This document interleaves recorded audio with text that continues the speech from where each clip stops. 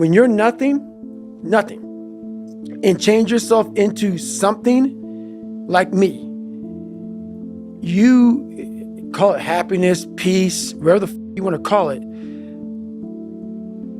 people are missing exactly what went on with David Goggins. Why don't you smile? I do.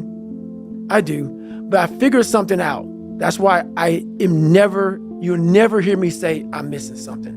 I found it years ago. You find it in the suck. You find it in the suck, and you find it repeatedly in the suck, to the point where you know exactly who you are.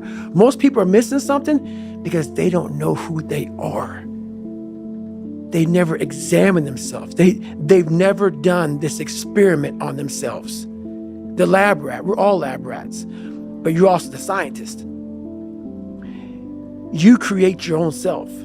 Most people are missing something because there's so much trapped in there.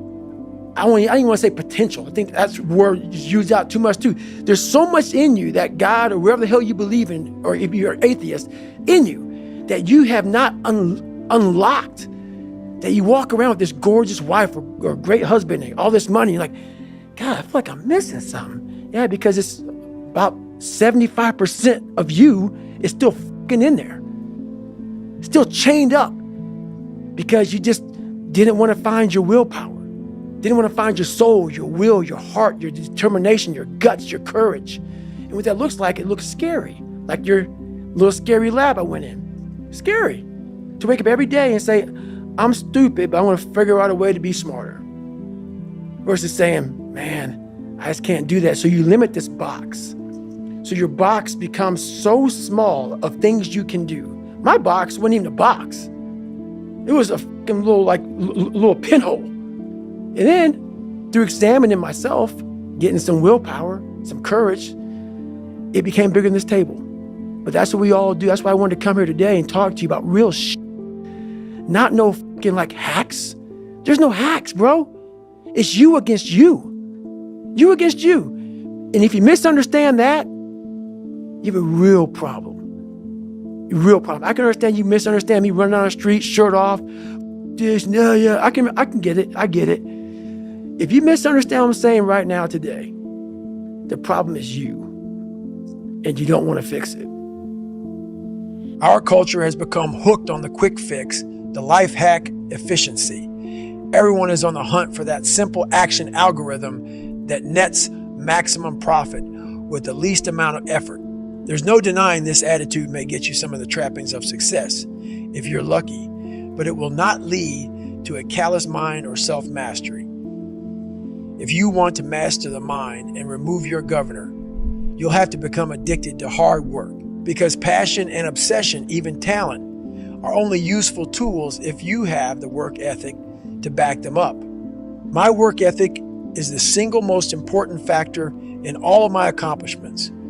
Everything else is secondary. And when it comes to hard work, whether in the gym or on the job, the 40 rule applies. To me, a 40-hour work week is a 40% effort. It may be satisfactory, but that's another word for mediocrity. Don't settle for a 40-hour work week. There are 168 hours in a week. That means you have the hours to put in that extra time at work without skimping on your exercise. It means streamlining your nutrition, spending quality time with your wife and kids. It means scheduling your life like you're on a 24-hour mission every single day. The number one excuse I hear from people as to why they don't work out as much as they want to is that they don't have time. Look, we all have work obligations. None of us want to lose sleep, and you'll need time with the family or they'll trip the fuck out.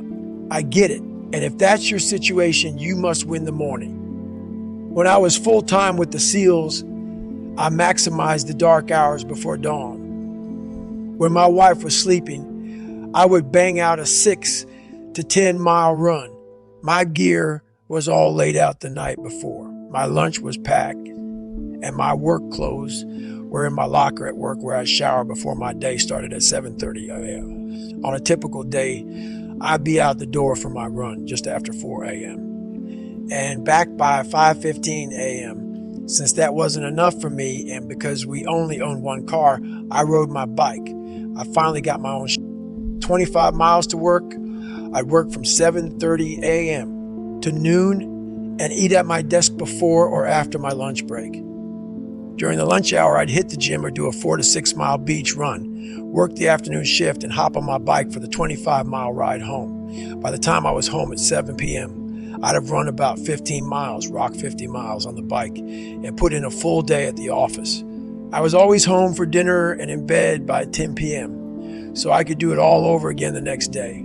On Saturdays, I'd sleep in until 7 a.m., hit a 3-hour workout, and spend the rest of the weekend with Kate. If I didn't have a race, Sundays were my active recovery days.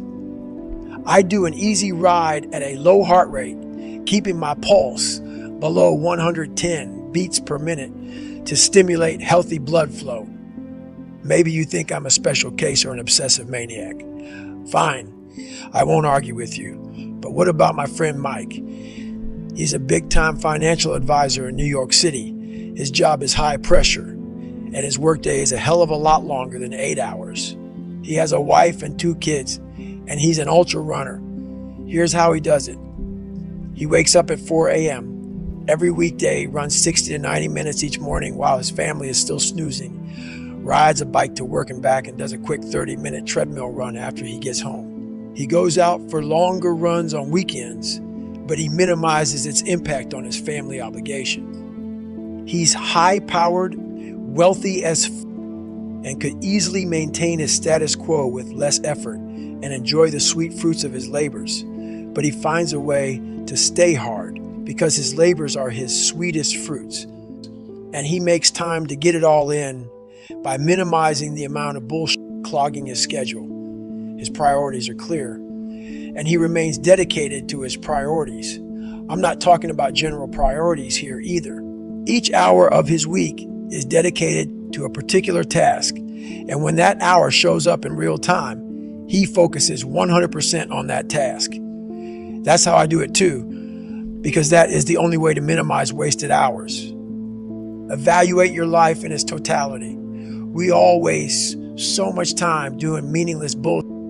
We burn hours on social media and watching television, which by the end of the year would add up to entire days and weeks if you tabulated time like you do your taxes. You should, because if you knew the truth, you'd deactivate your Facebook account stat and cut your cable. When you find yourself having frivolous conversations or becoming ensnared in activities that don't better you in any way, move the fuck on. It's more important to own your weaknesses. You got to really triple down on those, man. Because why? You want to become a full human being. We like to run away from weaknesses. Like for instance, if you're good at running, all you want to do is run. If you're great at reading, you have several books. But we don't do those things that we're not good at. So for me, I realized I keep on running away from these things I'm not good at. I have to dive into these things. I have to become one with these things. And that's what happened. And so I own them both. Yeah. And I talk very openly about them both. For years, I've lived like a monk. I don't see or spend time with a lot of people. My circle is very tight. I post on social media once or twice a week, and I never check anybody else's feeds because I don't follow anyone. That's just me.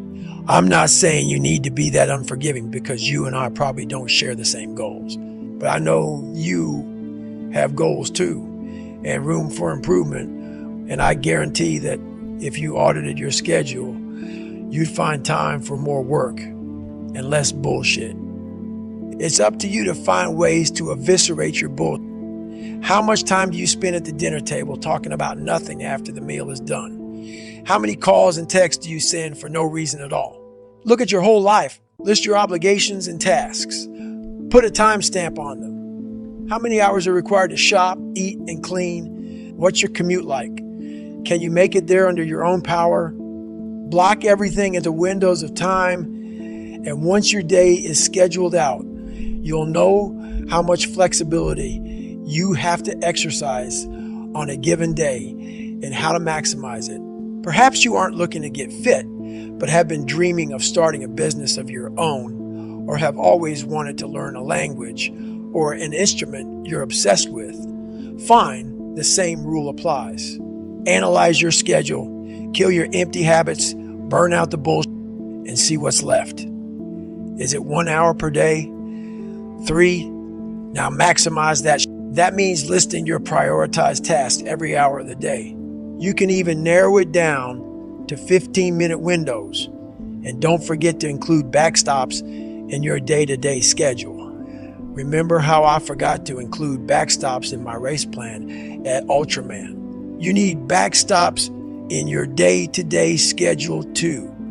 If one task bleeds into overtime, make sure you know it and begin to transition into your next prioritized task straight away. Use your smartphone for productivity hacks, not clickbait. Turn on your calendar alerts. Have those alarms set. If you audit your life, skip the bull and use backstops, you'll find time to do everything you need and want to do. But remember that you also need rest. So schedule that in. Listen to your body. Sneak in those 10 to 20 minute power naps when necessary, and take one full rest day per week. If it's a rest day, truly allow your mind and body to relax. Turn your phone off.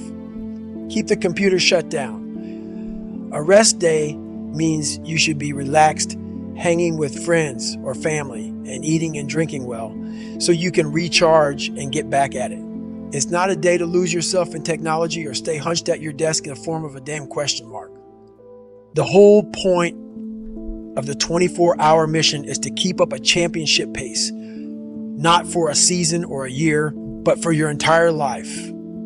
That requires quality rest and recovery time, because there is no finish line. There is always more to learn, and you will always have weaknesses to strengthen if you want to become as hard as woodpecker lips.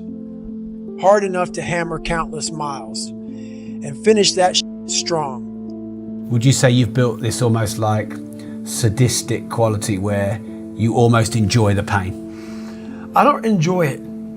It's necessary. Yeah. It's necessary. So every morning I wake up, it's not just about working out, but for me, working out has been a very big part of my mental growth. So for me, if I am not challenging myself every day, and I swear to God, people will not believe it, I was over almost 300 pounds twice in my life. A person that does that twice in his life does not enjoy cardiovascular activity, okay? Yeah. So people can put anything they want to in their head. I did realize one thing. The things I don't enjoy that I still do, that's where growth is at.